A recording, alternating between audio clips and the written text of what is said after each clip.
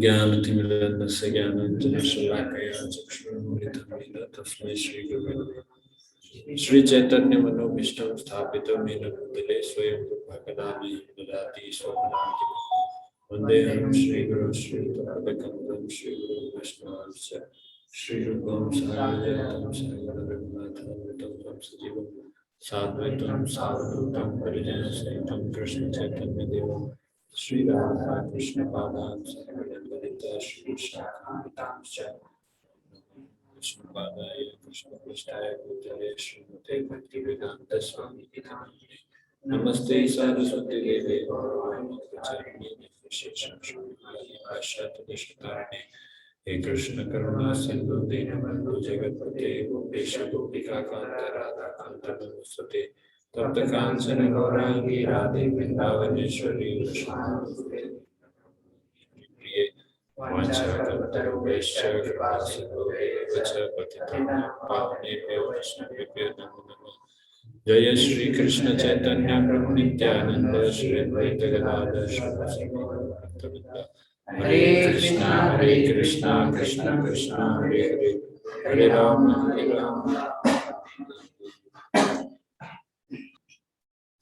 तो अभी तक भगवान का वो चारण लीला चल रहा है, वो बछड़ों को चराने जाते हैं, पर अभी उम्र ज्यादा नहीं हुई है, अभी 5 साल तक ही चल रहे हैं। नहीं, अभी ज्यादा नहीं हुआ, 5 साल में ही है, 5 साल से ऊपर नहीं हुआ। ये अभी 5वां साल अभी चल रहा है, अभी जो हम चर्चा कर रहे हैं। तो ये जो पास टाइम है अगासुर का वध, ये पास टाइम है, ये थोड़ा सा सस्पेंस वाला इसमें लीला रहेगी, क्योंकि सुखदेव गोस्वामी जी बहुत एक्सपर्ट कथाकार है। तो जिस तरीके से वो कथा सुना रहे हैं उसमें सस्पेंस डालना है। तो शुरुआत होता है ऐसा कि भगवान कृष्ण रेगुलरली जैसे जिस तरह से जाते हैं, गोचारण के लिए जाते हैं, और तभी वहाँ पर अलग अलग प्रकार के उन लोग खेल खेलते रहते हैं। कभी वो अलग अलग पशुओं का उनका अनुकरण करते हैं, कभी मोर का, कभी कोयल का, कभी मेंढक का, कभी मेंढक पकड़ने दौड़ते हैं। तो अलग अलग प्रकार का उन लोग गेम खेलते रहते हैं, खेल खेलते रहते हैं। आजकल हम लोग लिमिटेड खेल खेलते हैं रूम के अंदर बैठ के, उन लोग बाहर जा जाके बहुत अलग अलग प्रकार के खेल खेलते थे। तो अभी क्योंकि इतना ज्यादा बड़े नहीं हुए हैं, इसीलिए उनको ज्यादा कुछ मटेरियल नहीं मिला है, तो बॉल वाला भी नहीं मिला है। तो बॉल वाले क्रिकेट खेलने का वो कालिया दमन के समय होगा, वो भी नहीं मिला है उनको। अभी उनके पास कोई साधन नहीं है, तो अपने में ही उनके पास जो साधन है, जो बिगुल है, बिगुल बजाते हुए, तो कभी अलग अलग प्रकार की आवाज निकालते हुए, कभी भगवान कृष्ण शेर की आवाज निकालते थे और फिर पास में तुरंत आके फिर वो खुद ही डरने का एक्टिंग करते थे।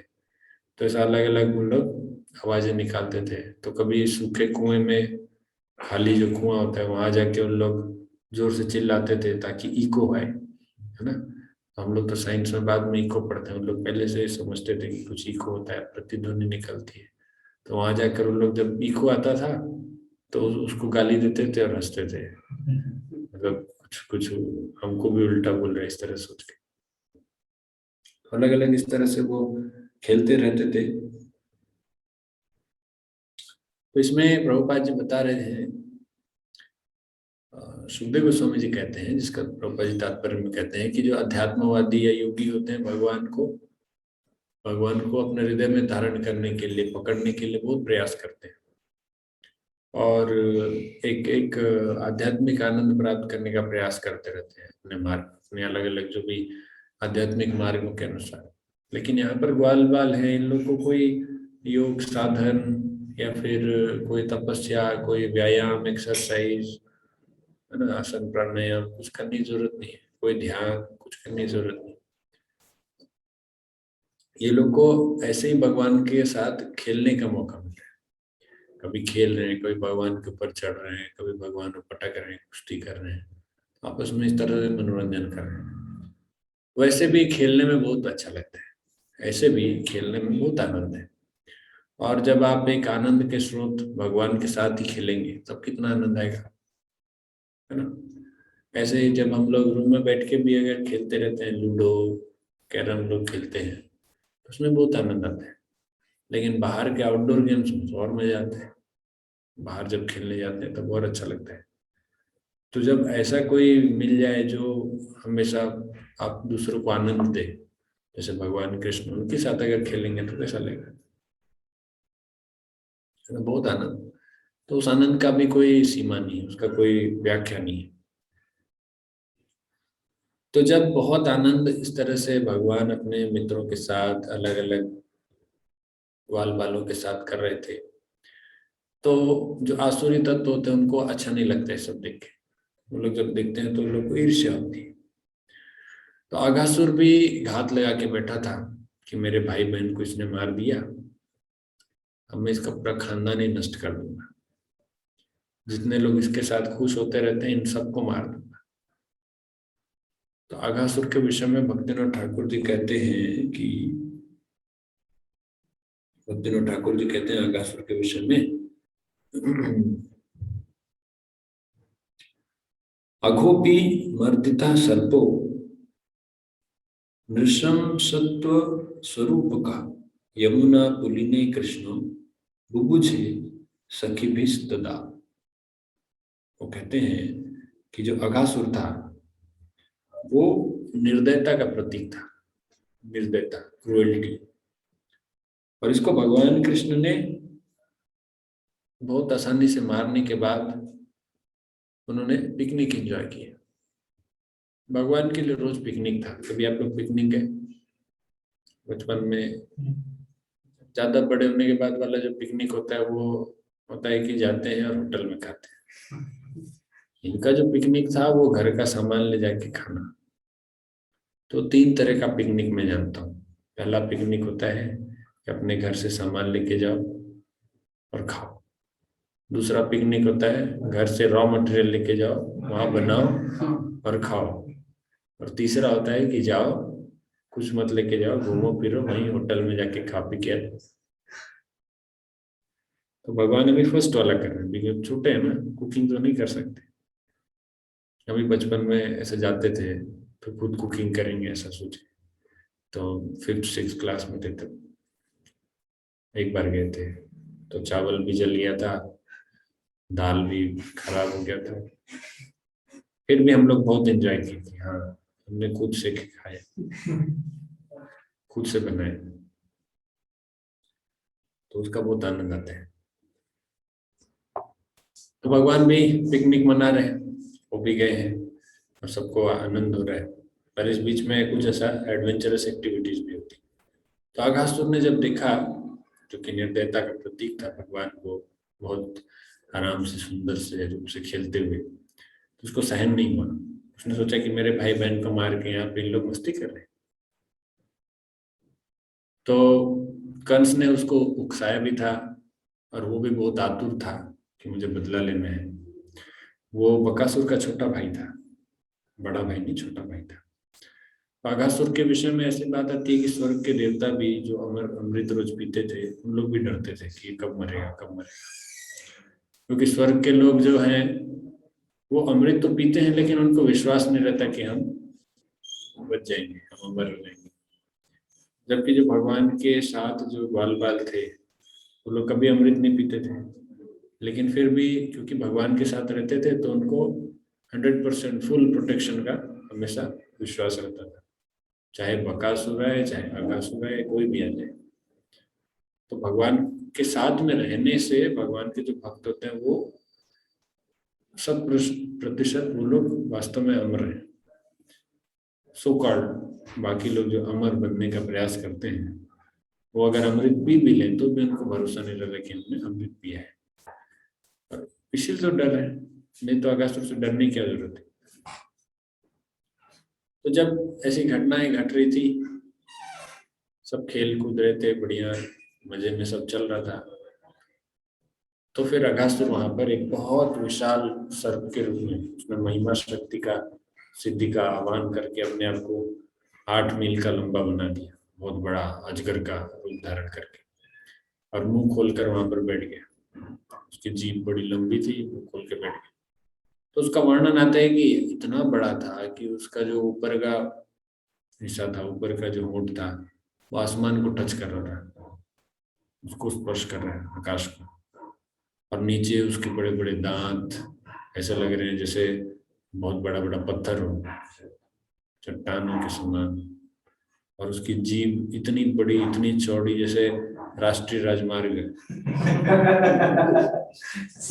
6 लेन या 8 लेन का रोड जैसा, इतना चौड़ा। अब समझो, आप इमेजिन करो 6 लेन का सड़क, ऐसा चौड़ा अगर कोई सांप का जीभ हो। तो जब ग्वाल वालों ने देखा कि अरे ये कुछ ये जो पहाड़ है, उसने पहाड़ का रूप धारण किया, ये पहाड़ तो हमने कभी नहीं देखा, हम तो 2-3 साल से इधर चराने आ रहे हैं बछड़े, ये पहाड़ कब बन गया? दूसरे ने बोला अरे ध्यान से देखो, पहाड़ नहीं, वो सांप है। तो तीसरा बोला ऐसा कोई सांप होता है क्या? इतना बड़ा सांप होता है क्या? तो दूसरा बोला देखो देखो ध्यान से, उसका ऊपर का जबड़ा, नीचे का वो सब कैसे दिख रहा है, आप देखो ध्यान से उसको। वो अंदर जब देखोगे तो इतना अंधेरा दिख रहा है जैसे सही में गुफा पर्वत हो। लेकिन वो जब वहां से जो हवा आ रही है तो गर्म हवा आ रही है।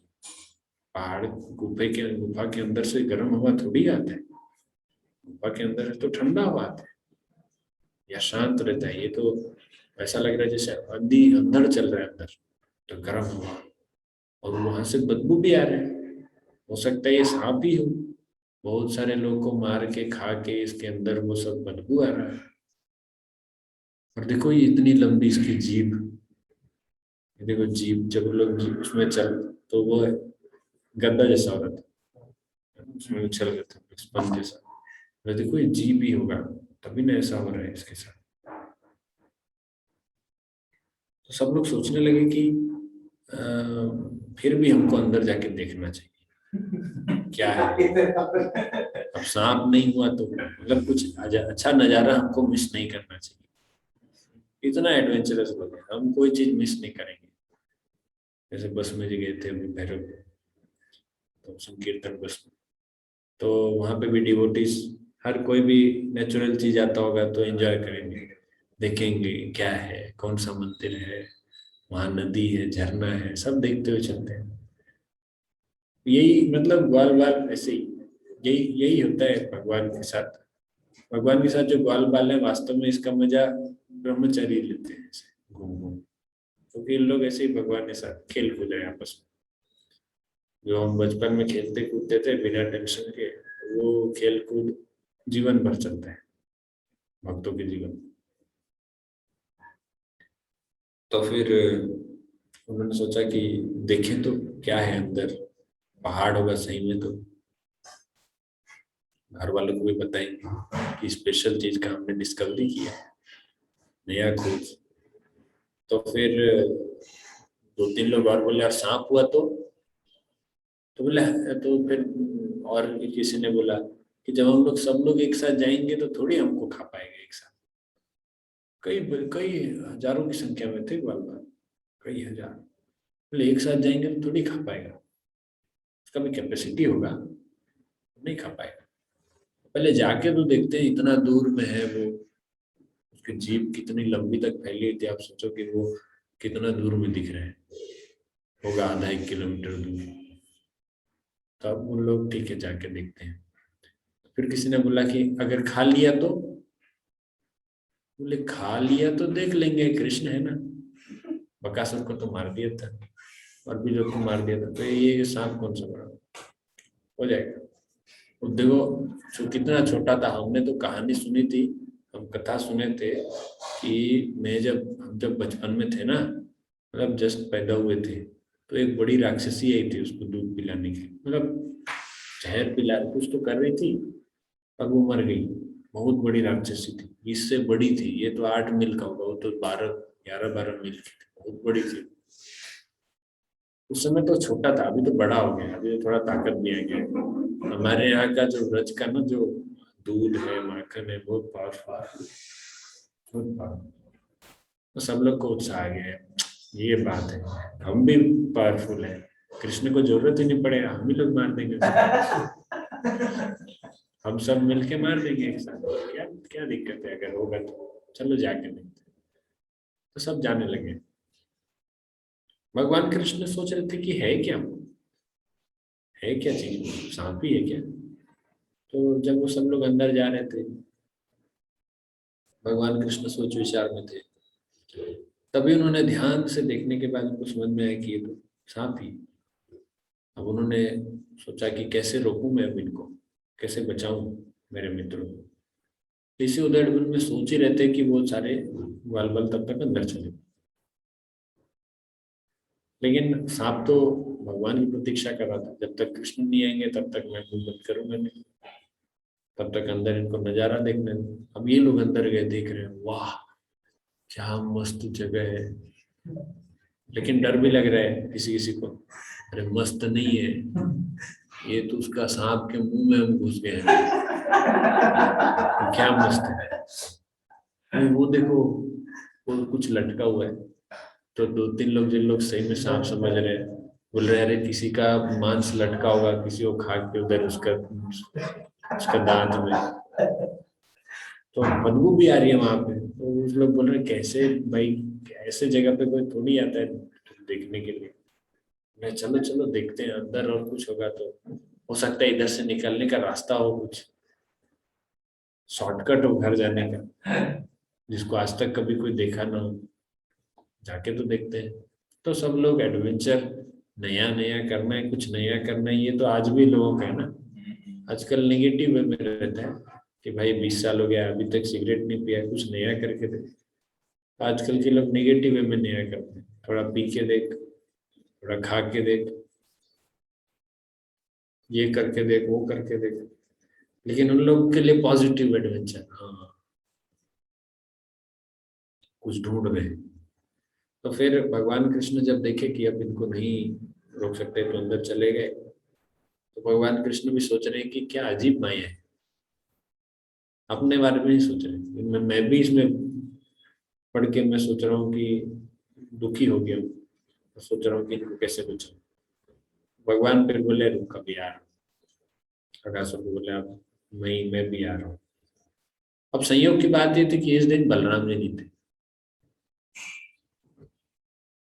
इस दिन बलराम जी नहीं थे, कहाँ थे, घर में थे। क्यों, इतना बड़ा पास टाइम हो रहा है, बलराम जी घर में क्यों थे। क्योंकि घर में इससे बड़ा पास टाइम चल रहा है। क्या, बलराम जी का हैप्पी बर्थडे। उस दिन बलराम पूर्णिमा था, रक्षाबंधन हम लोग मनाते हैं आजकल, श्रावण पूर्णिमा, उस दिन की घटना थी। उस दिन बलराम जी अभिषेक थे। कि बलराम जी होते तो शायद ऐसा कुछ नहीं हुआ होता। तो भगवान कृष्ण भी फिर दौड़ने लगे कि मैं भी आ रहा हूँ, रुको। तो भगवान कृष्ण भी जब अगासुर के अंदर चले गए, अगासुर ने सोचा कि हाँ मैंने सबको अंदर ले लिया है।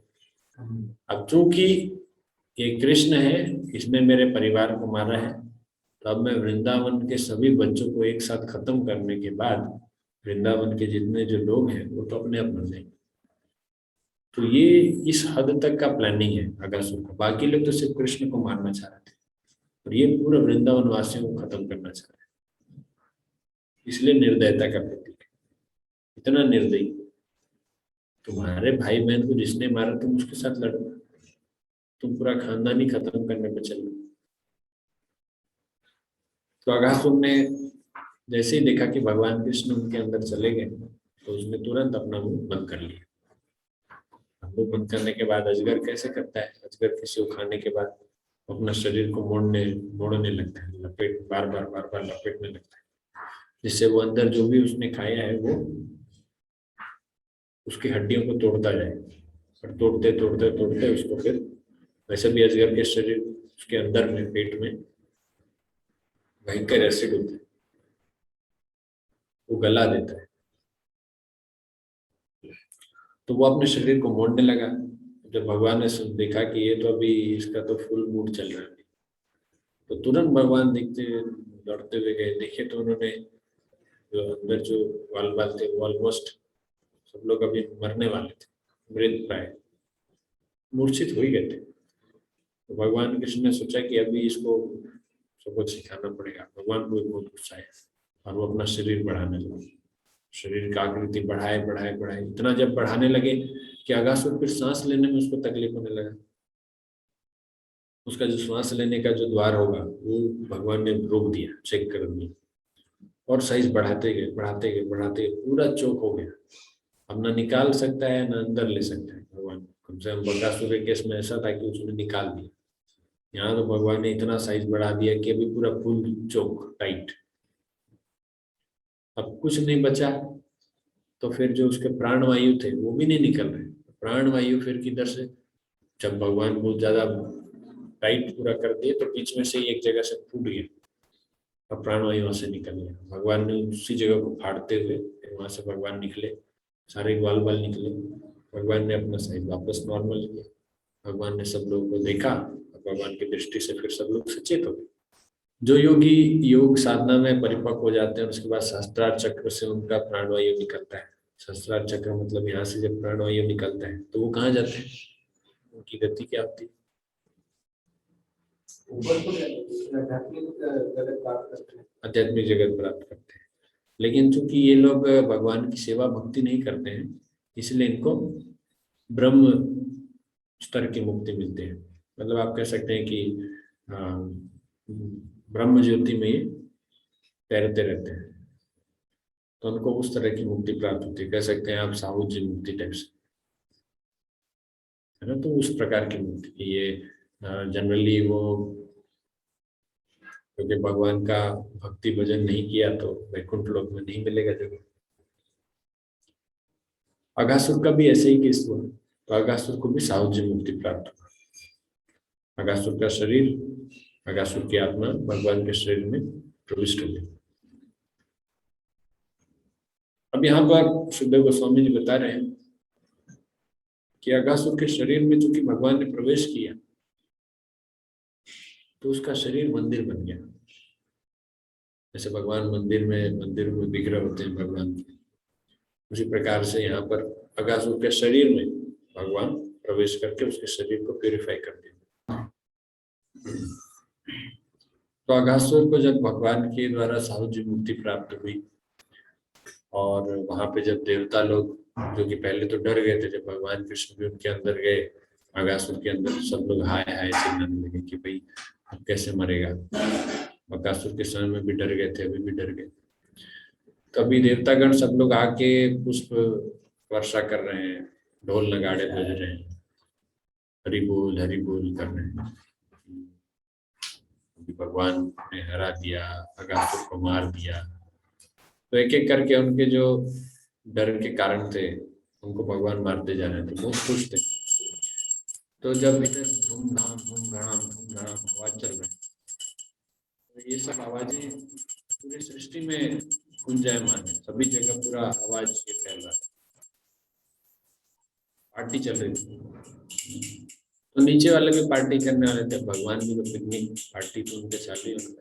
तो भगवान ने सबको कहा, तो सारे ग्वाल बाल उठ गए थे, बोला कि देखो यहाँ पे इतना सुंदर स्थान है, यमुना नदी है और बहुत सुंदर शीतल हवा बह रही है, और हम लोग थोड़ा थक भी गए, चलो थोड़ा अभी कलेवा कर लेते हैं, अभी लंच कर लेते हैं, टाइम हो गया अपना। सब लोग बोले हाँ हाँ अच्छा है, यमुना नदी के किनारे चलते हैं और वहाँ पे अपने बच्चों को भी छोड़ देते हैं, जिनको जिनको घास खाना है वो घास खाएंगे और पानी पीना है पानी पी लेंगे, तो लोग बढ़िया मजे से वो करेंगे और हम लोग यहाँ पे अपना भी भोजन कर लेते हैं। तो ठीक है, सब लोग खुशी खुशी तैयार हो गए और सब लोग जाके अपना अपना हाथ मुंह धो के सब लोग एक सर्कल में बैठ गए। ऐसे वहीं का फोटो लिया गया, कोई फोटोग्राफर गया होगा उस समय तो फोटो लिया होगा। सारे देवता लोग उसमें खुश थे ना, तो किसी को भेजे होंगे कि जाओ थोड़ा सा प्रेस कवरेज करके आओ, है ना। तो भगवान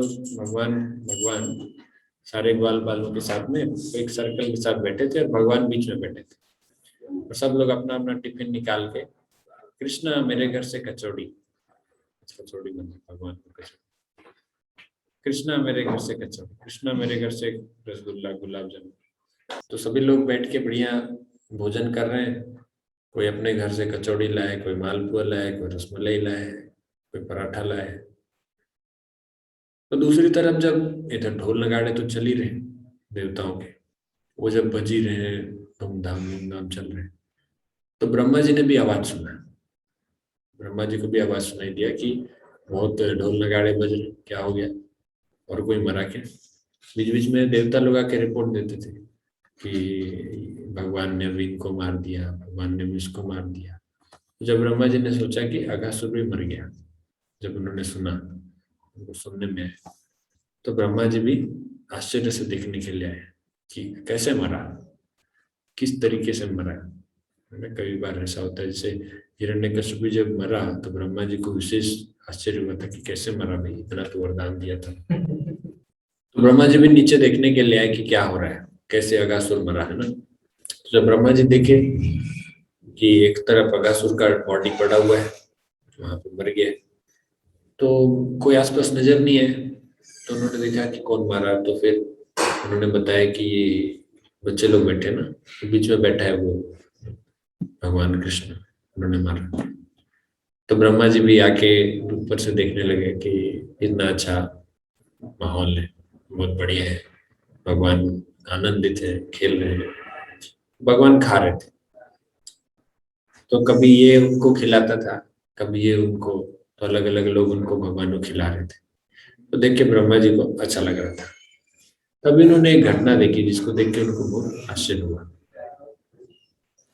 तब ब्रह्मा जी ने देखा कि एक ग्वाल बाल था, वो अपने घर से कुछ लेके आया था, बहुत स्पेशल आइटम था। तो वो भगवान को नहीं दिया, वो खुद खा गया। भगवान को पता चल गया कि ये मुझे दिया नहीं। तो भगवान ने उसका वो शायद छाछ थी या कुछ तो था, ऐसा कुछ स्पेशल नहीं, पर वो भगवान को उसने दिया। भगवान ने देखा कि ये मुझे बिना दी खा गया। तो भगवान बोला कि अकेले अकेले खा रहे हो। तो भगवान ने उसके मुंह में ऐसा पच से मारा, ऐसा जस्ट पिया था उसने, तो भगवान ऐसा करके था, तो मुंह से निकला, भगवान ने मुंह से ही कैच करके उसको पी लिया, है ना।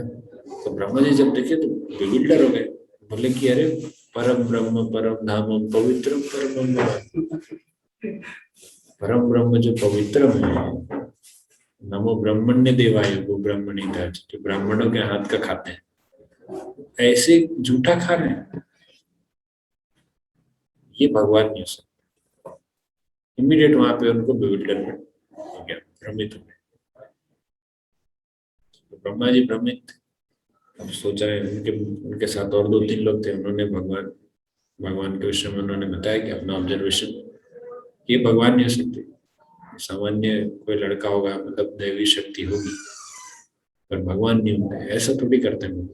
तो उन्होंने समझाया, अरे बॉस को कैसे बोले वहां पे। तो कॉर्पोरेट में एक कहावत है, बॉस इज ऑलवेज राइट। तो ये लोग ब्रह्मा जी को क्या बोले, ब्रह्मा जी सबके बॉस हैं भी, भौतिक संसार, तो वो लोग बोल नहीं सकते कि आप गलत हैं, ये भगवान कृष्ण है। इस तरह का उन्होंने कुछ बताने का प्रयास किया कि भाई आप आग से खेल रहे हैं, ऐसा भूल मत कीजिए, हमने देखा है, मारते हुए देखा है हमने, कैसे मारा हमने देखा। तो ब्रह्मा जी बोले मैं भी तो कुछ देखा हूं ना, खाली तुम ही देखेगे, देखो कैसे खा रहे हैं।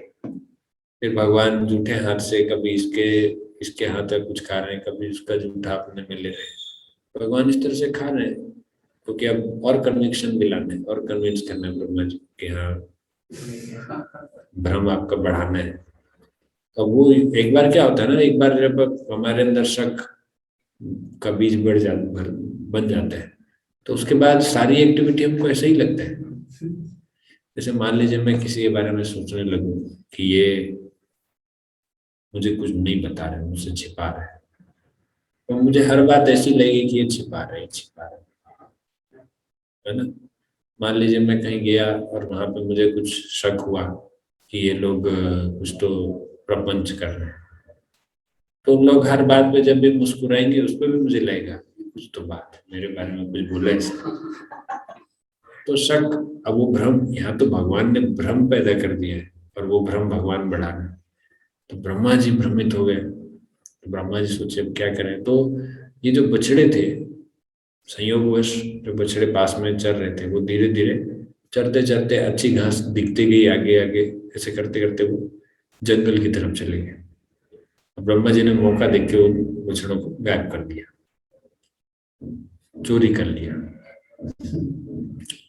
तो सारे अब जो ग्वाल बाल थे उन्होंने फिर थोड़ा देर बाद उनको जब खाना पीना होने के बाद चल ही रहा था, बचा था प्रसाद वगैरह बचा था, उन्होंने भगवान कृष्ण को बोला, अरे कृष्ण हमारे बछड़े नहीं दिख रहे।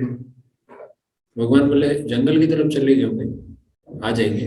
बोले नहीं नहीं, हमको थोड़ा सा चिंता हो रही है कि वो किधर गए।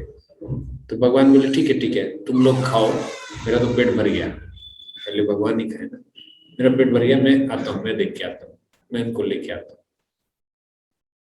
ये भी भगवान का जानबूझ के किया गया कार्य था, है ना। भगवान अगर 2 लोग को भेजते तो इतने लोग के साथ में रहते, भगवान खुद गए, उनको पता था ब्रह्मा जी क्या करेंगे। तो वो गए बछड़ों को ढूंढते हुए, तो इधर से फिर ग्वाल बाल गए। जब भगवान वापस आए देखे तो ब्रह्मा, अभी आप भी भ्रमित हो ही है ना। तो भगवान ने इमीडिएट फिर अपने आप को उतने सारे अलग अलग ग्वाल बाल, इतने सारे गाय सबके रूप में विस्तारित कर लिया। विस्तारित करने के बाद एज इट इज जैसे लीला चल रही है वैसे ही चलने दी, वैसे ही सब खा रहे हैं। और वहां से फिर शाम हुई तो सब निकल गए। निकले तो रोज की तरह सारी माताएं, सारे जो ग्वाल थे, बड़े ग्वाल थे, सभी लोग वेट करते थे कि कब हमारे बच्चे आएंगे, कब हम उनसे मिलेंगे, बछड़े सही से है कि नहीं है। आज कुछ विशेष हुआ, आज कुछ विशेष हुआ, क्योंकि रोज की तरह रोज क्या होता था कि वो लोग भगवान कृष्ण को देख के आकर्षित होते थे और अपने बच्चों से ज्यादा ऐसा सोचते थे कि काश कृष्ण हमारा बच्चा होता। तो यशोदा मैया के प्रति एक सकारात्मक ईर्ष्या थी, आध्यात्मिक ईर्ष्या, कि देखो कितना अच्छा है, कितना लाभ है उसका, भाग्य है यशोदा का। तो फिर आज क्या हुआ कि सब लोग जब आ रहे थे तो ग्वाल, गोपियां, जो गाय थी, ये सभी अपने अपने बच्चों को देख के आकर्षित होने लगे। तो ये बड़ा आश्चर्य का दृश्य था, लेकिन किसी ने इस पर ध्यान नहीं दिया। ठीक है, यशोदा माता सोची, यशोदा माता रोज देखती थी कि सारी गोपियां आ जाती थी भगवान के पास, बोले कि कितना सुंदर है, कितना अच्छा है। आज कोई नहीं आया, आज सब अपने अपने में ही बिजी है। तो यशोदा माता को लगा कि ठीक है, बच्चे को तो कभी प्यार मिलना चाहिए, अच्छी बात है, उनके बच्चों को इतना कभी लोग पूछते नहीं।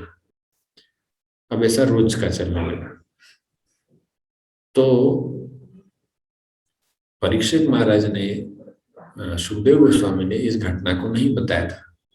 उन्होंने परीक्षित महाराज से ऐसा कहा अगासुर का वध होने के बाद, उन्होंने कहा कि अगासुर का शरीर दिव्य हो गया और इस घटना की जानकारी वृंदावन वासियों को 1 साल बाद मिली, जब जो ग्वाल बाल थे, ये जो बच्चे थे जितने, ये सब 6 साल के हो गए। अभी वो 5 साल के हैं, जब वो 6 साल के हो गए तब उनको बाकी वृंदावन वासियों को जानकारी मिली। परीक्षित महाराज ने प्रश्न पूछा, क्यों 1 साल तक क्यों नहीं बताया? 1 साल तक छिपाने का क्या बात है? या भूल गए थे क्या, या डर के मारे नहीं बता रहे थे कि शायद उनको फिर न जाने दिया जाए इमीडिएट? कई बार ऐसा भी होता है कि हो सकता है कल से मत जाना, इसलिए शायद नहीं बताया। क्यों नहीं बताया? अब यहाँ पर सुखदेव गोस्वामी जी ने तब वहां से कि ब्रह्मा जी आए, ब्रह्मा जी ने चोरी की, ये सब चीज बताना चालू की। तो भगवान ने जब ऐसे अनंत रूप में विस्तार कर लिए, दीपाचर्य वही दशांतरम विपेत्य दीपायते विवृत हेतु समान धर्म यस्ताद्रिगे हेतु च विष्णु तया विभाति गोविंदमादि पुरुषोत्तम। ब्रह्मा जी ने स्तुति किया है।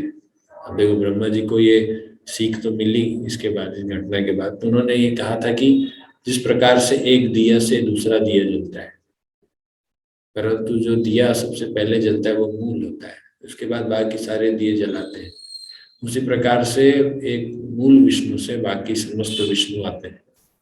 तो अनेक अनंत अनंत रूप है भगवान। तो जो मूल विष्णु है कृष्ण, गोविंदम आदि पुरुष, वही आदि पुरुष। ब्रह्मा जी का तो ये पास टाइम तो हो गया, उन्होंने चोरी तो कर लिया। अब चोरी करके जब उनको उन्होंने रखा और ब्रह्मा जी अपने एक क्षण के बाद वापस लौटे ब्रह्मा जी, चलो जाके देखता हूँ कि क्या चल रहा है। हो सकता है कि वहां पे अब कृष्ण परेशान हो गया होगा, क्योंकि ब्रह्मा जी का एक क्षण तो इधर 1 साल के बराबर हो गया लगभग। तो ब्रह्मा जी अब सोच विचार रहे हैं कि देखता हूँ, जाके देखता हूँ इधर क्या चल रहा है। जब ब्रह्मा जी आए, देखे तो वापस एग्जैक्ट 1 साल हो चुका है। फिर वहां पे कौन नहीं है, कौन नहीं है एग्जैक्ट 1 साल बाद सारे ग्वाल बालों में? बलराम जी नहीं है। ठीक है, 1 साल बाद फिर बलराम जी नहीं है। अब यहाँ पे जब आए, देखिए एग्जैक्ट सेम टू सेम, वैसे ही ग्वाल बाल, वैसे ही कपड़े, उसी प्रकार से सब लोग एक साथ बैठ के फिर खा पी रहे हैं। ब्रह्मा जी ने चेक किया, भाई सब सही सही तो है ना, वो चिट्ठी काट देना, सपना तो नहीं देख रहा। चेक किए, सब ठीक है। फिर क्या है? ब्रह्मा जी बोले कि क्या चल रहा है भाई, कुछ समझ नहीं आ रहा है मुझे भी। तो जब ब्रह्मा जी इस तरह से सोचने लगे कि क्या हो रहा है, तो इमीडिएट फिर उन्होंने देखा कि भगवान के अलग सारे जितने जो बाल बाल थे सभी विष्णु रूप में परिवर्तित हो गए, सब भगवान में एक हो गए। तो उनका और भ्रम बढ़ गया कि क्या क्या चल रहा है इधर। फिर उन्होंने देखा कि एक के बाद एक के बाद एक सारे ब्रह्मा जी, अभी बहुत सारे ब्रह्मा जी उन्होंने देखा। तो फिर उन्होंने भगवान के सामने फिर क्षमा याचना की, स्तुति की। तो इंद्र ने भी वृंदावन वासियों के प्रति अपराध किया, उनको तकलीफ दिया, उनको कष्ट पहुंचाया। जब इंद्र भ्रमित हो गए थे कि कृष्ण भगवान है या नहीं। अभी तक इंद्र को पता है, अभी तक इंद्र को पता है कृष्ण भगवान है, लेकिन गोवर्धन पूजा के समय में भूल जाएंगे।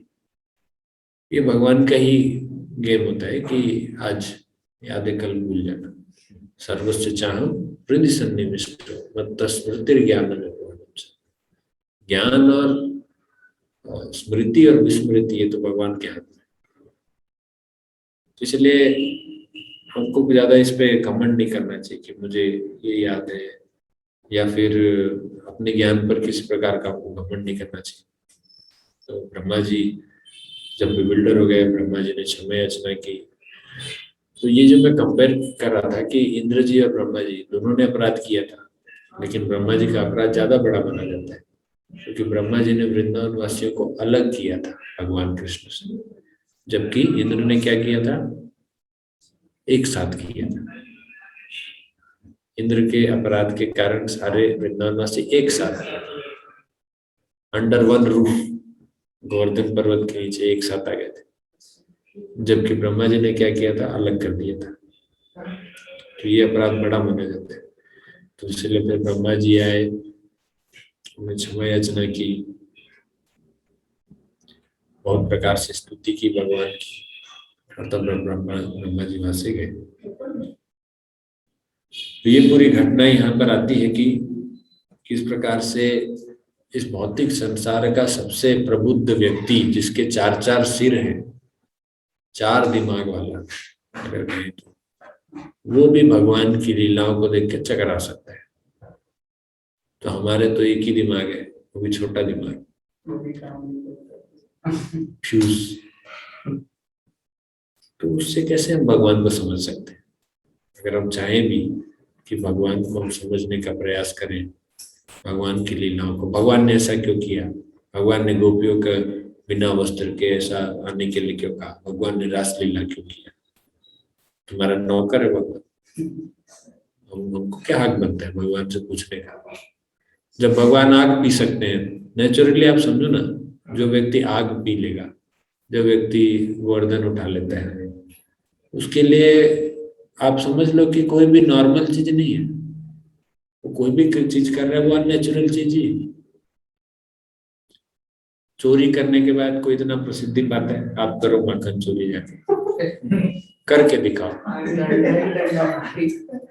करके दिखाओ। तो रासलीला नृत्य किया भगवान ने। भगवान ही कर सकते हैं और कोई नहीं कर सकता। तो जब ब्रह्मा जी ने भगवान से क्षमा याचना की, भगवान ने उनको क्षमा किया और उनको आगाह किया कि इस तरह का भूल भविष्य में नहीं होना चाहिए। उसके बाद ब्रह्मा जी ने सारे ग्वाल बाल और गायों सबको वापस करने के बाद ब्रह्मा जी चले गए। यहाँ पर वापस जो परिदृश्य था ऐसे ही वाला, भगवान वापस बैठे हैं, प्रसाद ले रहे हैं, भोग ले रहे हैं। तो वो होने लगा, लंच खत्म हुआ, शाम हुई, सब लोग वापस आने लगे। जब वापस आ रहे थे तो क्या हुआ, अब यहाँ पर सब लोग फिर वेट कर रहे हैं, बच्चों का वेट कर रहे हैं, गायें वेट कर रही हैं। तो अब इस दिन अब वैसा अट्रैक्शन आज फील नहीं हुआ। अब फिर सब भगवान कृष्ण के पास अपने आप फिर आ गई। यशोदा माता सोची क्या हुआ, एक साल तक, पिछले काफी समय से तो ये लोग अपने अपने बच्चों को बहुत प्रेम कर रहे थे, और जैसे ही ये ग्वाल बाल वहां पहुंचने लगे, भगवान कृष्ण आ रहे हैं, ग्वाल बाल आ रहे हैं, तो ग्वाल बाल बोलते हुए आ रहे हैं, अरे आज कितना बड़ा सांप मरा पता है, आज कितना बड़ा सांप मर गया, कितना बड़ा था। अभी ग्वाल बाल लोग जंगल जाते हैं, उन लोग ने देखा सांप को मरे हुए, लोग ने सांप का शरीर देखा था आकाश में। और ये बच्चे आज से बोल रहे हैं, एक साल से वो लोग देख रहे हैं, उनके पिताजी चाचा जी सब लोग, कि कितना बड़ा सांप मरा होगा। और उस जगह पे मतलब वो सूख गया था धीरे धीरे उनके, क्योंकि उसको तो कुछ किया नहीं गया था, इतना बड़ा सांप को कौन काटे मारे, कौन जलाए, उतना को तो जला दिए थे ठीक है, पर ये इतना बड़ा अब यहाँ पे सांप पड़ा हुआ है, कोई कुछ नहीं कर रहा है। पेड़ वेड़ उसमें निकल के वो मतलब पहाड़ जैसा ही हो गया था। तो ये लोग सोच रहे हैं कि इनको क्या हो गया भाई, ये बच्चे लोग आज क्या सपना देख के उठे कि बोल रहे हैं कि सांप मर गया, सांप मर गया। अरे मम्मी पापा बाबा भैया, एक 8 मील 10 मील बड़ा इतना बड़ा सांप था, आज कृष्ण कन्हैया ने उसको ऐसे ही मार दिया। हम लोग तो उसके मुंह में चले गए थे, और फिर पता नहीं क्या हुआ, उसने कैसे मारा पता नहीं। तो सब लोग सोच रहे हैं इन लोग का आज दिमाग खराब हो गया। वो एक साल पहले सांप मरा था, उस सांप का आज एक साल बाद इन लोग स्टोरी बनाए, एक साल बाद इनको समझ में आया कि क्या स्टोरी बना के घर वालों को बताए, किसी ने ध्यान नहीं दिया। इस घटना के, ब्रह्मा जी के क्षमा याचना के कुछ दिन पहले ही बलराम जी को ये बात पता चली थी कि वास्तव में ये कृष्ण की लीला चल रही है। ऐसे किसी को तब तक न ग्वाल वालों को पता चला, न किसी और को पता चला कि एक साल के बीच में क्या हुआ, लेकिन बलराम जी को कुछ दिन पहले पता चला था, क्योंकि बलराम जी रोज देखते थे ये कुछ अजीब व गरीब घटनाएं घट रही। सब कृष्ण के पास जाते थे, अभी कोई कृष्ण के पास नहीं जा रहे, अपने अपने बच्चों में सब इतना तृप्त है। उस एक साल में माखन चोरी लीला ही नहीं हुई, क्योंकि उस एक साल में तो सबके पास भगवान कृष्ण का ही रूप है, कोई अलग से कोई विशेष पास टाइम नहीं हुआ उस एक साल में, क्योंकि सबके घर में कृष्ण है।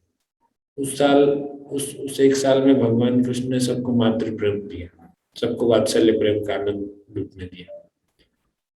और यही वो साल था जिसमें सारी गोपियों का विवाह हुआ था, सारे ग्वाल बालों के साथ, मतलब भगवान कृष्ण के साथ सारी गोपियों का विवाह इसी समय पे हुआ था, इसी एक साल। क्योंकि 5 साल पूरा होने के बाद 6वें साल में जब प्रवेश किए तो सबका विवाह कर दिया गया। अब बताइए, भगवान कृष्ण अगर रास लीला करते हैं तो क्या गलत करते हैं? आपने विवाह तो उन्हीं से करा है ना, भले उस समय रूप अलग था, पर था तो कृष्ण, थे तो कृष्ण ही ना। भगवान कृष्ण ने अलग अलग रूप जब दिया था उसी समय विवाह करा दिया। तो एक बाल 6 साल, एक साल बाद जब वापस आए, इनको पता ही नहीं ये घर में नया नंबर उनकी पत्नी, ये उनका विवाह हो चुका है, उनको जानकारी नहीं। सिर्फ बलराम जी को ही पता चला। बलराम जी ने फिर पूछा भी भगवान कृष्ण से, कृष्ण ये तुम्हारी माया ही है लगता है, मैं भी नहीं पहचान पाया। तो भगवान कृष्ण के जो फर्स्ट एक्सपांशन है बलराम जी, वो भी ये नहीं समझ पा रहे हैं कि भगवान कृष्ण कैसे लीला करते हैं, तो ब्रह्मा जी फिर कैसे समझेंगे? अगर चींटी को समझाएं कि कैलकुलस क्या होता है इंटीग्रेशन डिफरेंशिएशन क्या होता है मैथ्स में, तो चींटी क्या बोलेगी, सुसाइड कर लेगी जाके। बोली क्या बोल रही है, क्या पढ़ा रहे, पता नहीं, उसको उसके पल्ले ही नहीं पड़े। वैसे ही बात है, हम लोग को भगवान की लीला समझने के लिए हम बोले कि समझ नहीं आ रहा, कैसे आएगा? बलराम जी को समझ नहीं है, ब्रह्मा जी को समझ नहीं आया, हमको आएगा? फिर भी हम लोग को भगवान की लीला समझनी है, और नहीं समझ में आए तो भगवान के ऊपर फालतू पिक्चर बनाना है और ब्लेम करना है।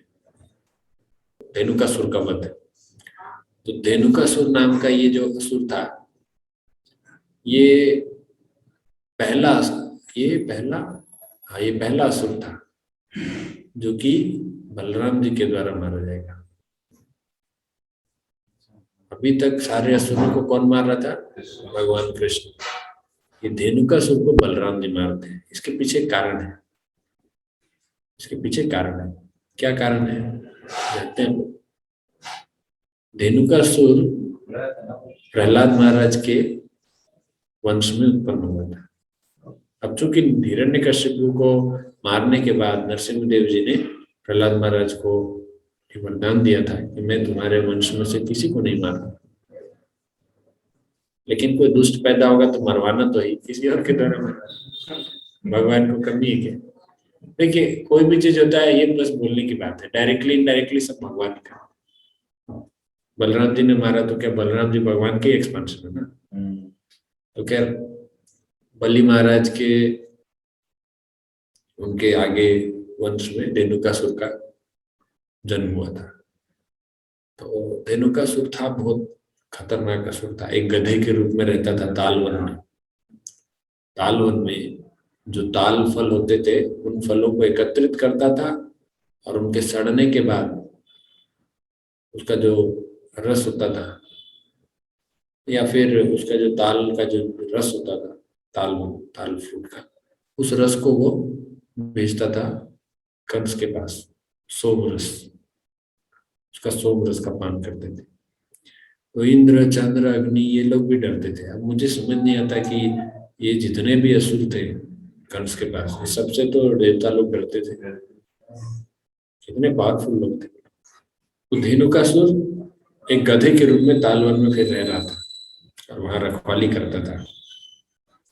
तो सारे वृंदावन वासी जानते थे कि तालवन में कोई किसी को नहीं जाना है, डेंजरस प्लेस है, तो सबको आगाह करके रखे थे वहां नहीं जाना है। तो बच्चों को जानकारी थी नहीं। अभी ये 6 साल के हो गए, अब ये लोग गाय चराने लगे, क्योंकि कुमार अवस्था से पौगंड अवस्था में आ गए, तब इनको गाय चराने दी गई। तो गाय चराने दी गई तो इनका कार्य क्षेत्र बढ़ गया, दूर दूर जाने लगे। अब तालवन पहले तो कभी सुना नहीं था ना इन्होंने, कोई बताता नहीं था इसके बारे में। तालवन तक भी ये लोग जाने लगे। तो एक बार ऐसे गए थे घूमते हुए, तो एक बच्चे ने कहा कृष्ण यहाँ पे नहीं जाना है हमको, ये बहुत खतरनाक जगह है। बलराम बोले खतरनाक जगह, यहाँ क्या है? बोले सुनने में आया यहाँ पे एक असुर रहता है, वो असुर किसी को नहीं छोड़ता। अगर कोई गलती से यहाँ पर कोई छोटा मोटा कोई जंगली जानवर भी चला जाए तो वो वापस नहीं आता। इस तालवन के ऊपर से कोई पक्षी जा रही होती है वो भी मर जाती है। तो इसके ऊपर से कुछ नहीं जा सकता, इसके अंदर कोई नहीं जा सकता। तो फिर भगवान कृष्ण बोले अच्छा ठीक है, हम भी नहीं जाएंगे। तो एक एक बालक ने कहा कि कृष्ण कृष्ण मैंने ना वो जो तालवन है ना वहां से ताल वृक्ष के फलों का बहुत सुंदर, बहुत बहुत अच्छा सुगंध आता है, जब वो पकता है ना तो बहुत अच्छा स्मेल आता है। तो कृष्ण बोले अच्छा, तो कृष्ण हमको खाना है, तुम अंदर जा, हम अंदर जाएंगे, तुम साथ में रहोगे तो हमें कुछ नहीं होगा। तो भगवान कृष्ण बोले ठीक है जाएंगे कभी। तो फिर ऐसे एक समय की बात है जब वो लोग तालवन की तरफ जा रहे थे, तो उसी समय पे ताल फल पके हुए थे, और उन पके हुए फलों का जब खुशबू आने लगा तो वो इनसे रहा नहीं गया। बोले अब तो ये ट्राई करना ही है, देख लेंगे जो होगा। तो ये लोग चले गए अंदर। अंदर जाकर एक एक पेड़ को हिला हिला के ताल के फल गिराने लगे और खाने लगे। बहुत अच्छा लग रहा था। जब पेड़ हिला रहे थे तो इसकी आवाज से धेनुकासुर चौकन्ना हो गया। बोला कि कोई तो आया है मेरे जंगल में, मेरे इलाके में कौन है। धेनुकासुर तुरंत वहां पहुंच गया। धेनुकासुर एक गधे के रूप में था, तो गधा कैसे करता है, गधा किस प्रकार की आवाज निकालता है, गधा नेचू नेचू कर, तो गधा उस तरह का आवाज निकालने लगा। तो जब कृष्ण और बलराम ने देखा कि ये गधा आ रहा है, तो सभी ग्वाल बाल पहले हंसने लगे, एक गधा आ गया। फिर वो लेकिन बहुत बड़ा था, बहुत विशाल था उसका शरीर, और तुरंत वहां पे वो जैसे उसके नथुने में वो सांस भर भर के जोर जोर से वो सांस लेने लगा, और वहां से दौड़ते हुए वो आया। तो गधा किस तरह से अटैक करता है, कैसे मारता है, पिछले टांगों से मारता है, दुलत्ती मारता है। तो दौड़ते दौड़ते आया और पीछे मुड़ के ऐसा टांग से उसने दुलत्ती मारी। तो बलराम जी को पहली बार मारा तो बलराम जी को चोट लगा। तो फिर भगवान कृष्ण बोले हाँ अच्छा है, साइड हो जाते हैं, इन्हीं को ही मारने हैं, अभी वाले में मैं हाथ नहीं लगाऊंगा। तो बलराम जी को आया गुस्सा। अगली बार जब तैयार हुआ धेनुकासुर, बलराम जी तुरंत पकड़े, घुमाए घुमाए घुमाए घुमा घुमा के फेंके। उतने में उसका जब घुमा रहे थे उतने में प्राण निकल गया, घुमाते घुमाते प्राण निकल गया, और उसको फेंक दिए एक पेड़ के ऊपर। तो पेड़ के ऊपर फेंके तो वहां से बहुत सारा ताल फल गिरा, ये और फल गिर गया, अभी हिलाने की जरूरत नहीं पेड़ को। बचपन में थे तो जैसे पत्थर लेके या डंडा लेके, है ना, उससे मारते थे। तो जब डंडा रहता था लंबा तो उसमें ज्यादा इम्पैक्ट होता है। तो ये तो पूरा धेनुका सूर्य इतना बड़ा, तो ये ठीक जाकर उस पेड़ में ताल वृक्ष के एकदम ऊपर वो गिरा। तो जब बॉस अपना मर गया, बॉस को तकलीफ हुआ, ऐसा सुन के धेनुकासुर के बहुत सारे साथी थे और गधे, वो भी आए। अब भगवान कृष्ण और बलराम जी का तो खेल बन गया, वो लोग मस्त घुमा घुमा के फेंक रहे, घुमा घुमा के फेंक रहे। तो ऐसे ही भगवान कृष्ण ने ट्रेलर कब दिखाया था, वत्सासुर के केस में। वत्सासुर छोटा बच्चा था, उसको घुमा के फेंक दिया। तो फिर इस तरह का भगवान खेल बन गया, और जितने आसपास वृक्ष थे सब के ऊपर एक एक करके ये धेनुकासुर के मित्र लोग सब वहां एक एक करके इकट्ठा हो गए, एक एक को मार मार के गिरा दिया, और कितना सारा ताल ताल फल गिरा वहां पे। तो एक तरह का ये डिजाइन बन गया, हर पेड़ के ऊपर एक गधा, हर पेड़ के ऊपर एक गधा, तो एक जंगल की शोभा बढ़ रही थी। भगवान जो कुछ भी करते हैं उसमें शोभा बन जाती है। भगवान अगर मारते भी हैं तो वो मंदिर बन जाता है, अगासुर का शरीर। भगवान अगर बाद में तो ऐसे अगासुर का शरीर खेल प्ले स्पॉट बन गया, क्योंकि सूख गया था उसका शरीर अंदर से पूरा। तो लोग लुका छुपी खेलते थे, इधर से घुसेंगे वहां छिपेंगे, उसके मुंह से घुसेंगे, इधर जहाँ फटा है उधर से निकलेंगे, उसके पूंछ साइड जाएंगे। तो ऐसे उन लोग लुका छुपी खेलते थे बच्चे लोग। तो भगवान जहाँ पे भी जो भी चीज करते हैं वो एक लीला बन जाती है, एक शोभा बन जाती है। सांप के ऊपर चढ़े तो नाचने लगे, वो एक अद्भुत नृत्य बन गया। तो भी भगवान ने जब धेनुकासुर और सारे धेनुकासुर एंड कंपनी सबका वध हो गया, तो सब लोगों ने ताल फल को अच्छे से इकट्ठा किया, और सब लोगों ने जी भर के खाया और घर लेके आए। घर वाले भी सुने कि धेनुकासुर मर गया, उन्होंने बताया कि कृष्ण और बलराम ने बहुत अच्छे से मारा।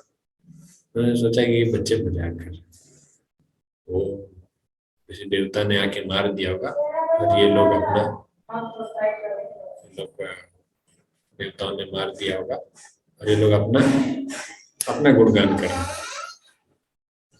तो धेनुकासुर जो था, धेनुकासुर प्रतीक है इग्नोरेंस का, अज्ञानता का, अज्ञानता का प्रतीक है। और दूसरा चीज किस चीज का प्रतीक है, यहाँ पर बताया गया होगा, ब्लंट जजमेंट, मतलब जिसमें क्या डिसीजन लेना है, क्या फैसला करना है, वो जिसको नहीं पता, जो अपने मनमाना फैसला करता है, तो ये अज्ञानी व्यक्ति इस प्रकार का काम करता है। तो इसको किसकी जरूरत है? एक व्यक्ति जो ब्लंट जजमेंट करता है, उसको किसकी जरूरत है? गुरु। तो गुरु की आवश्यकता है ऐसे व्यक्ति को। तो इसलिए धेनुकासुर को किसने मारा? बलराम जी ने।